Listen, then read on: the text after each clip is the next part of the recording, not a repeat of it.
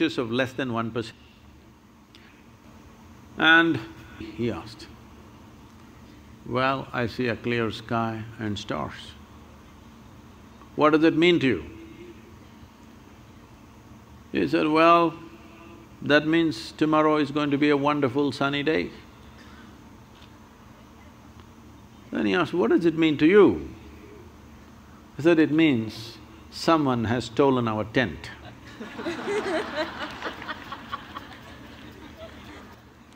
So, we don't know what went missing and something may fall here and there by chance, but that's not the way life works.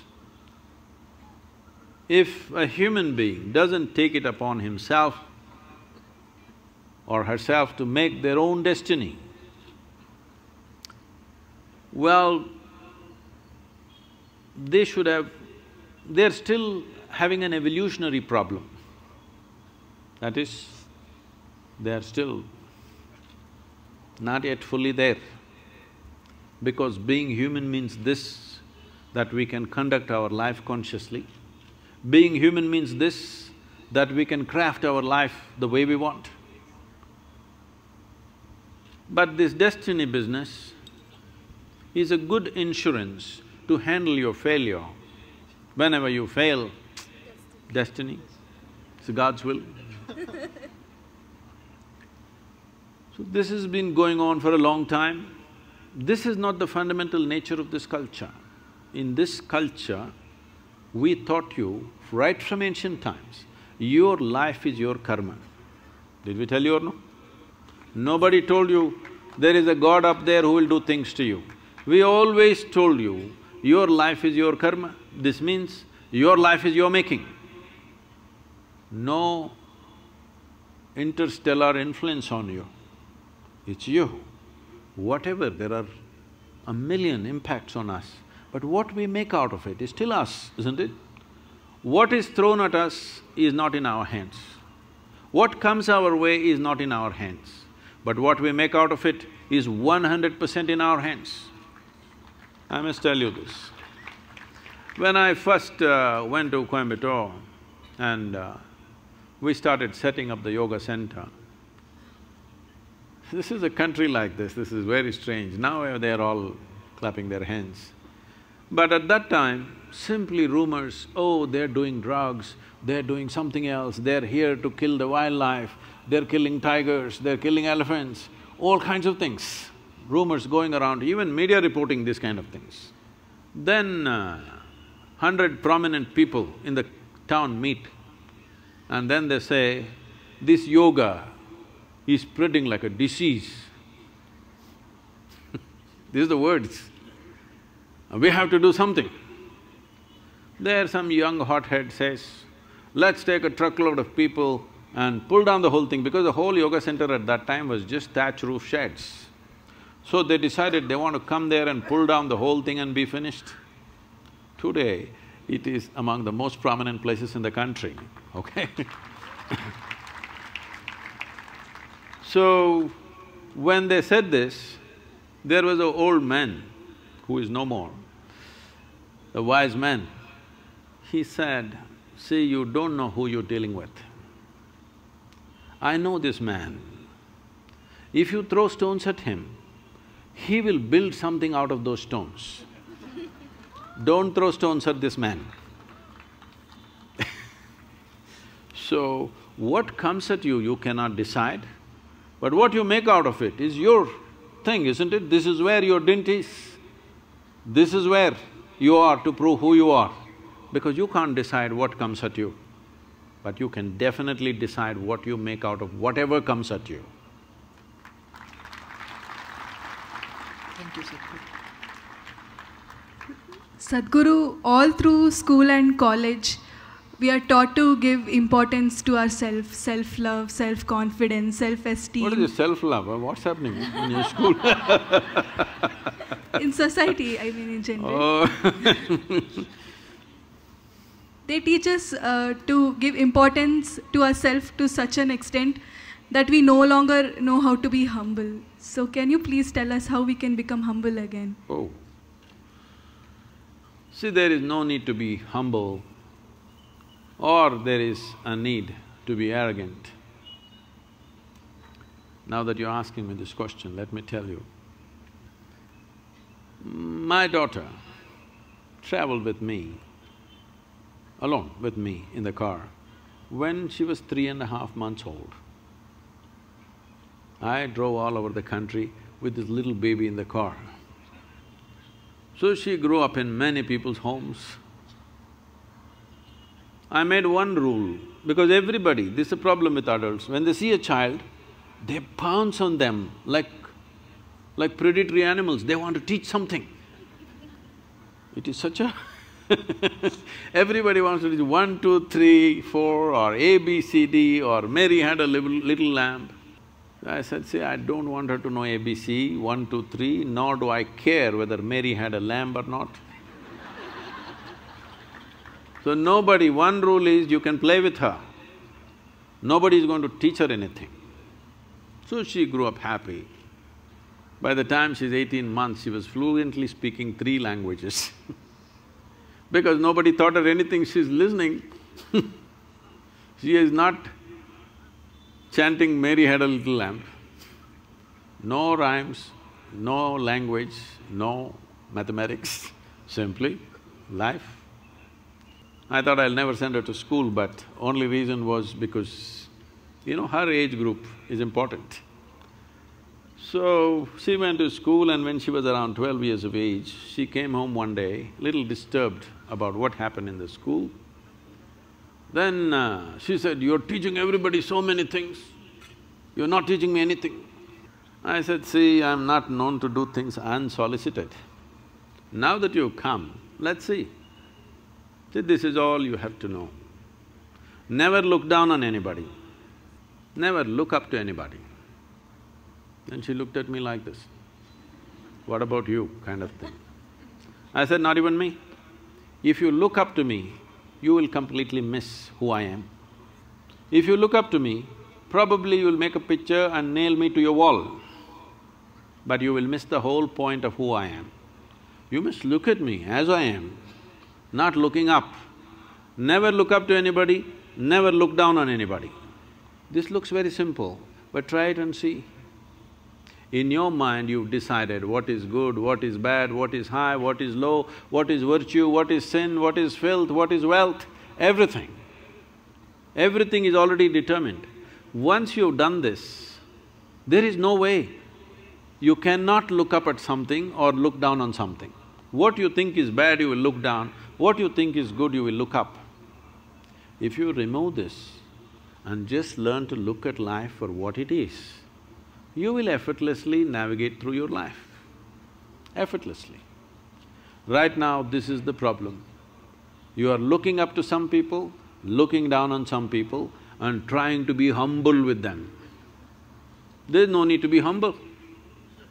Treat everybody as rough as you treat yourself. That is, if you're treating yourself rough. If you are pandering to yourself, try with others, then you'll get tired, then you'll treat them rough anyway. Yes. So, this is simple. I'm telling you the same thing what I told her. It worked miraculously for her. Never look up to anybody, never look down at anybody. Just see everything the way it is. This is the fundamental of this culture. If you go to the temple, what do? Hi, what do? If you ever go to the temple, what do? Namaskaram. You see a man, what do? Namaskaram. You see a woman, what do? Namaskaram. You see a tree, what do? Namaskaram. You see a rock, what do? Namaskaram. A cow, snake, donkey, monkey, everybody namaskaram. Because fundamentally this is what it means. This is called vairagya. Vairagya means… this is not… vairagya does not mean giving up your life and going somewhere. There's nowhere to go unless you go with that guy, outer space, they're going to send you out with a one-way ticket, I believe. Otherwise, where is there to go? Wherever you go, it's still life, isn't it? So, vairagya means this, literally means… vairagya means beyond color. That means you become transparent. If you're transparent, Every dimension of life can pass through you, but leaves you untouched. You can handle life to the extent you wish. What you can handle, you handle. What you cannot handle, you don't. But in your life, if you do not do what you cannot do, that's not an issue. But if you do not do what you can do, you're a disaster. The moment you think something is good, something is bad, somebody is high, somebody is low, many things that you can do, you will not do in your life simply because you think it's bad, simply because you think it's low or high or whatever nonsense. So in our lives, this is what is most important because it's a brief life. It's a limited amount of time for the human potential to flower. In this life, here if you're choosing what to do and what not to do, no, everything that you can do must happen. What you cannot do, it doesn't happen, it's okay.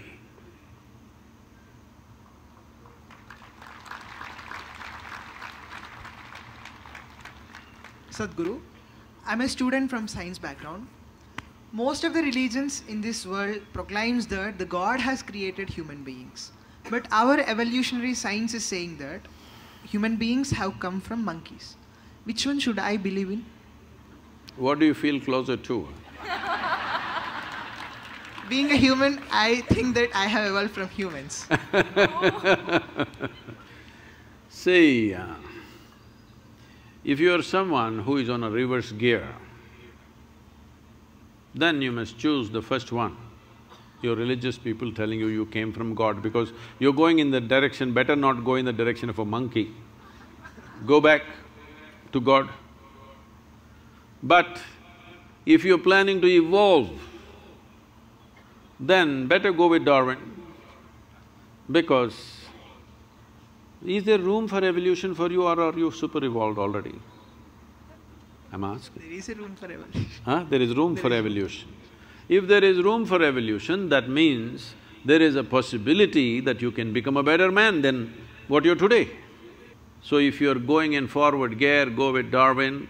If you're in reverse gear, go with God. Yes, because if you want to go on that path, that needs devotion. Devotion means, the word devotion comes from the word dissolution.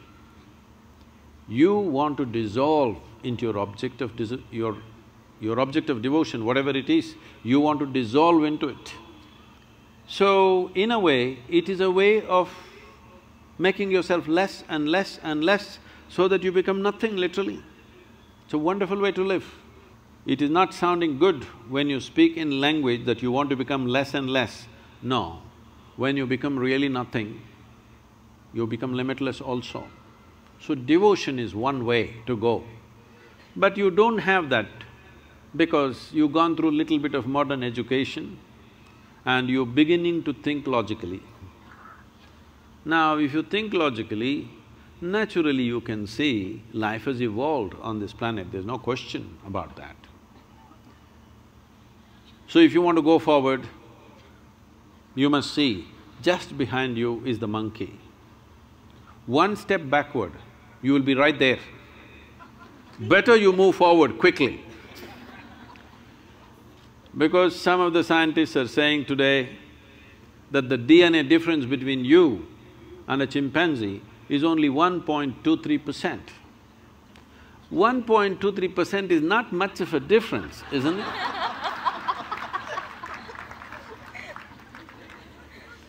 Not much of a difference, isn't it? But see, just 1.23%, a world of difference. Isn't it so? Just such a small difference. Just see how big a difference. So, if you're not happy with 1.23%, you must accelerate your evolution. The entire system of yoga is just this, how to accelerate your evolution. In every dimension of who you are, how to hasten this process. Now that you're talking about evolution, whatever Charles Darwin said, a goat could have become a giraffe.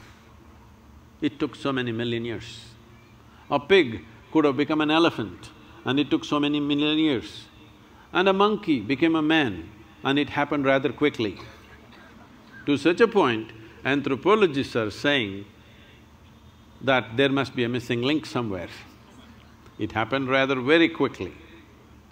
So now, if evolution happened, when you were a monkey, you did not desire, I want to be a human being. There was no such desire in you. Nature just pushed you on. It's just life's longing. It's not a conscious thing. It's just life's longing to get better. From an amoeba to here, just imagine the volume of work that's been done. Incredible, isn't it? Whatever number of years it took, maybe nobody is very clear about that, it doesn't matter. Because it is 1 million years, 10 million years, it doesn't matter. With our lifespan, 1 million is as good as 100 million.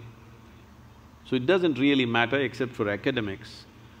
Whatever amount of time it took, from a single-celled creature to the human being, what a tremendous amount of work has been done. But now you've been rendered in a space where your evolution has to be conscious. 15,000 years ago, over 15,000 years ago, Adi Yogi said this. When his seven sages asked, his seven disciples asked this question, how did life happen? You have heard of the 9 avatars? What are they? Matsya, Kurma, Varaha, Vamana, Narasimha, Parashurama, Rama… Not bad, from Andhra Pradesh. Krishna, Buddha, Kalki. So, please look at what he is saying. This is very much in parallel with what Charles Darwin is saying. First is fish, Matsyavatara. Next is amphib dwarfed man.